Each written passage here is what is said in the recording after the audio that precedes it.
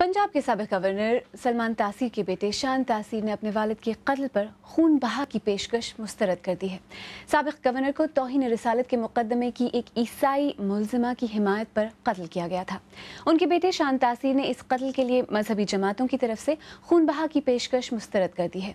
उन्होंने BBC के शाहजेब जिलानी से इस मौजू पर खुसूसी बातचीत की।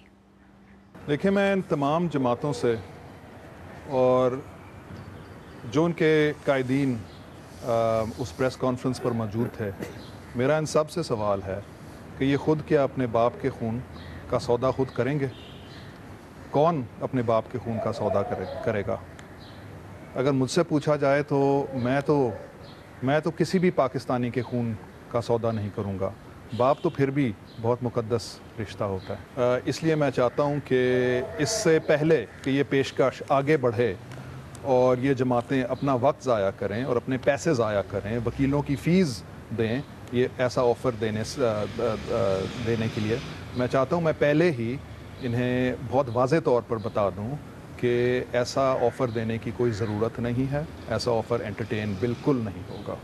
ये जमातें जो मुमताज़ कादरी की हिमायत करती हैं, उनसे हमदर्दी करती हैं, उनका ये कहना है कि वो पाकिस्तान के वफ़ादार शहरी हैं, उन्होंने जो किया वो अपना फ़र्ज़ निभाया। एक तो लाहौर हाई कोर्ट का फ़ैसला है आपके सामने। दूसरा, किसी भी कानून के तहत किसी शहरी को ये इजाज़त नहीं होती कि कानून अपने हाथ में ले, तो वो वफ़ादार शहरी तो बिल्कुल मेरी नज़र में नहीं है। अगर इसके वकील मुमताज़ कादरी के अपील करना चाहते हैं सुप्रीम कोर्ट में तो इनका पूरा हक़ है, बिल्कुल करें। खौफ के जिस साए में लोग यहाँ पे रहते हैं, आपको लगता है कि इस पर बहस इस मुल्क में मुमकिन भी है?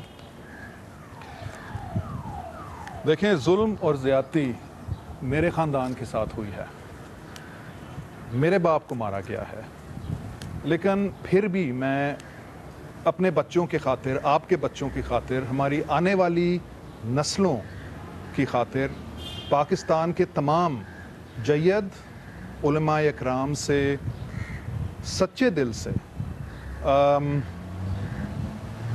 आजिज़ी के साथ उनसे दरख्वास्त करता हूँ कि जहाँ जहाँ नामूस रिसालत के कानून का गलत इस्तेमाल हुआ है उसमें अपना किरदार अदा करें, एक फोरम पर आएँ, इस पे ओपन डिबेट करें। आपने कहा बात तो करनी पड़ेगी। हाँ जी। हिम्मत कौन करेगा? जो कह रहा है कि ब्लास्फेमी लॉ पर डिबेट नहीं हो सकती, मेरा उनसे सवाल है और ये बहुत सच्चे दिल से मेरा उनसे सवाल है। मैं चाहता हूँ कि मुझे समझाएं, एक फोरम पर मुझे मिलें और मुझे समझाएं कि किस तरह एक कानून जो अंग्रेज़ों ने 1927 में बनाया था, आमिर थे अंग्रेज़, नाजायज़ हुक्मरान थे हमारी धरती के, उन्होंने 1927 में बनाया था। फिर 1981 में एक और नाजायज़ हुक्मरान जनरल ज़िया-उल हक ने उसमें तरमीम की थी।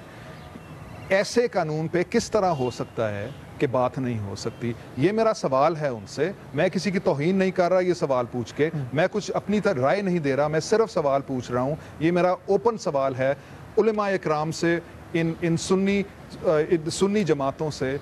इस सवाल का वो जवाब दें, यहाँ से फिर बात आगे बढ़ाते हैं कि बात इन पे हो सकती है कि नहीं।